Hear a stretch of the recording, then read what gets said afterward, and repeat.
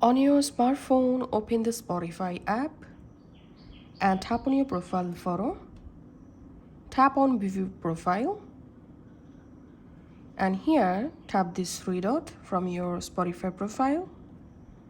Tap on Share. And tap on Copy Link. That's how you have to copy your Spotify profile link. Now open the Facebook app. Go to your profile. Tap on Edit Profile.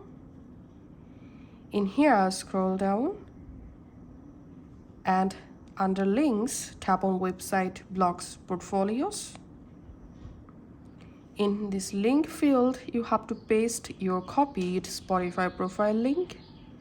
Link title, you can type here Spotify.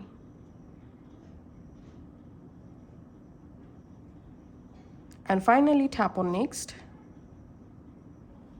And who can see this link? You can choose audience from here and tap on Save.